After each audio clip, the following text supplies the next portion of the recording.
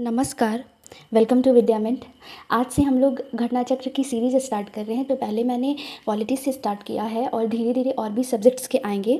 तो चलिए देखते हैं पॉलिटी। ये वीडियो जो रहेंगे वो क्विक रिवीजन के लिए बेस्ट रहेगा। ठीक। तो पॉलिटी में भी हमारा फर्स्ट चैप्टर है भारत का संवैधानिक विकास, कॉन्स्टिट्यूशनल डेवलपमेंट। तो इसमें भी पहले हम लोग देखेंगे act passed by East India Company, then act passed by British Crown. तो चलिए स्टार्ट करते हैं। पहला इसमें फर्स्ट क्वेश्चन है, निम्नलिखित में से किस अधिनियम में कलकत्ता में सर्वोच्च न्यायालय की स्थापना की गई थी? तो ये था रेगुलेटिंग एक्ट 1773।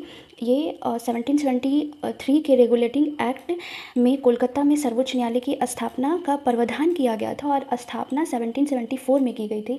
और जो पहले चीफ जस्टिस थे वो थे सर एलाइजा इम्फे। नेक्स्ट है, सर्वोच्च न्यायालय की स्थापना के संबंध में निम्नलिखित में से कौन सा कथन सही है? कोलकाता में सर्वोच्च न्यायालय की स्थापना 1773 के रेगुलेटिंग एक्ट के द्वारा की गई थी, ये तो सही है। लेमेस्टर इस न्यायालय के प्रथम मुख्य न्यायाधीश थे, नहीं, ये थे एलाइजा इम्फी। तो इसका आंसर ए हो जाएगा। नेक्स्ट ये मैच द फॉलोइंग है। तो पहला है नियंत्रण परिषद की स्थापना, तो ये हुआ था पीट्स इंडिया एक्ट के तहत 1784 में। सर्वोच्च न्यायालय की स्थापना रेगुलेटिंग एक्ट 1773। इंग्लिश मिशनरी को भारत में कार्य करने की अनुमति, तो ये चार्टर एक्ट 1813। और गवर्नर जनरल की परिषद में कानूनी सदस्य की नियुक्ति, ये चार्टर एक्ट 1833। तो इसका आंसर बी हो जाएगा। नेक्स्ट देखते हैं, निम्नलिखित में से किसने भारत में अंग्रेजी शिक्षा की नींव पढ़ी? तो 1833 चार्टर एक्ट, ये सही है। General committee of public instruction 1823, ये भी सही है। प्राच्यविद और आंग्लविद विवाद, ये भी सही है। तो इसका आंसर डी हो जाएगा। ये इसका एक्सप्लेनेशन आप यहाँ से देख सकते हैं। किस अधिनियम के द्वारा ब्रिटिश सांसद ने चाय और चीन के साथ व्यापार को छोड़कर ईस्ट इंडिया कंपनी के भारत के साथ व्यापारिक एकाधिकार को समाप्त कर दिया था? तो ये था 1813 का चार्टर एक्ट। नेक्स्ट है, चार्टर एक्ट 1813 के संबंध में निम्नलिखित कथनों पर विचार कीजिए। तो इसने भारत में ईस्ट इंडिया कंपनी के व्यापार एकाधिपत्य को चाय का व्यापार तथा चीन के साथ व्यापार को छोड़कर समाप्त कर दिया, ये सही है। इसने कंपनी द्वारा अधिकार में लिए गए भारतीय राज्यों पर ब्रिटिश राज्य क्राउन की संप्रभुता को सुदृढ़ कर दिया, तो ये भी सही है। भारत का राजस्व अब ब्रिटिश सांसद के नियंत्रण में आ गया था, तो ये तो गलत है। तो इसका आंसर 1 और 2, तो इसका आंसर ए हो जाएगा। नेक्स्ट है, किस अधिनियम ने भारतवासियों को अपने देश के प्रशासन में कुछ हिस्सा लेना संभव बनाया? तो ये चार्टर एक्ट 1833। नेक्स्ट है, ये वाला ख़त्म हुआ। अब ये है कि ब्रिटिश ताज के शासनाधीन पारित अधिनियम, ये एक्ट पास बाय ब्रिटिश क्राउन 1858 से स्टार्ट होता है। ये 1858 से 1947 तक। इसमें फर्स्ट क्वेश्चन है, निम्नलिखित में से किस अधिनियम के अंतर्गत भारतीय विधान परिषद को बजट पर बहस करने की शक्ति प्राप्त हुई? तो ये था इंडियन काउंसिल एक्ट 1892। दूसरा, ब्रिटिश भारत में सांप्रदायिक प्रतिनिधित्व की व्यवस्था निम्नलिखित में से किस अधिनियम के द्वारा की गई थी? तो ये तो पार्लियामेंट्री रिफॉर्म 1909। तीसरा है, निम्नलिखित में से किस एक अधिनियम द्वारा भारत में संघीय न्यायालय की व्यवस्था की गई थी? तो फेडरल कोर्ट, इस फेडरल कोर्ट की जो स्थापना हुई थी तो वो गवर्नमेंट ऑफ इंडिया एक्ट 1935 के तहत हुई थी। तो इसमें तो ये ऑप्शन है नहीं, इसका आंसर डी हो जाएगा। और भारत में संघीय न्यायालय की स्थापना 1 अक्टूबर 1937 को की गई थी, किस अधिनियम के तहत? तो भारत सरकार अधिनियम 1935। चौथा क्वेश्चन है, भारत का संघीय न्यायालय निम्नलिखित में से किस वर्ष स्थापित किया गया था? तो ये फेडरल कोर्ट की स्थापना 1937 में, किस एक्ट के तहत? तो गवर्नमेंट ऑफ इंडिया एक्ट 1935। केंद्र में द्वैध शासन किस अधिनियम के अंतर्गत स्थापित किया गया था? तो ये भी गवर्नमेंट ऑफ इंडिया एक्ट 1935। और अब है नेक्स्ट, निम्नलिखित में से किस अधिनियम ने केंद्र में द्वैध शासन प्रणाली की स्थापित किया? तो ये भारत शासन अधिनियम 1935। 1919 के भारत शासन अधिनियम के निम्नलिखित में से कौन सी प्रमुख विशेषताएं हैं? प्रांतों को कार्यकारिणी सरकार में द्वैध शासन की व्यवस्था, ये सही है। मुसलमानों के लिए पृथक सांप्रदायिक, नहीं, ये कॉमनवेल्थ रिप्रेजेंटेशन तो 1909 में था, तो ये गलत हुआ। केंद्र द्वारा प्रांतों को विधायिनी शक्ति का हस्तांतरण, ये भी सही है। तो इसका आंसर 1 एंड सी। नेक्स्ट, निम्नलिखित में से किसने ब्रिटिश भारत में प्रांतीय स्वायत्तता शुरुआत की? तो प्रोविंशियल ऑटोनॉमी ये कब हुआ था? भारत सरकार, गवर्नमेंट ऑफ इंडिया एक्ट 1919।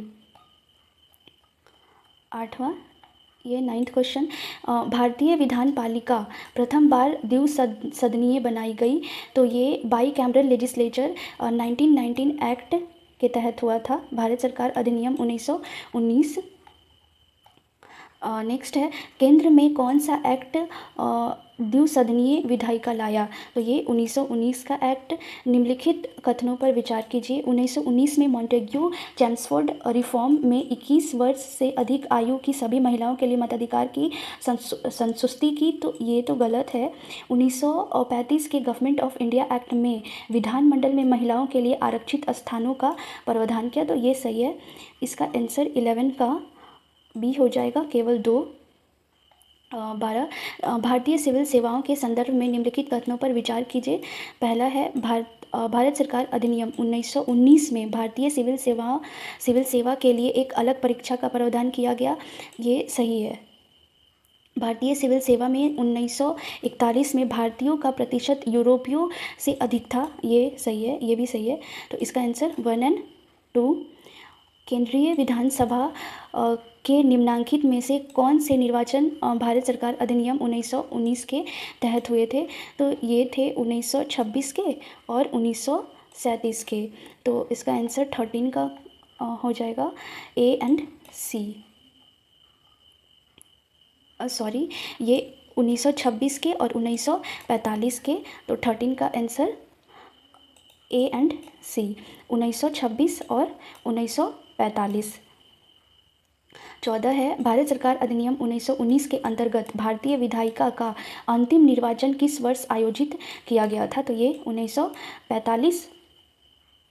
राष्ट्रपति को अध्यादेश निर्गत करने की शक्ति प्रेरित है, तो ये 1935 भारत सरकार अधिनियम 1935।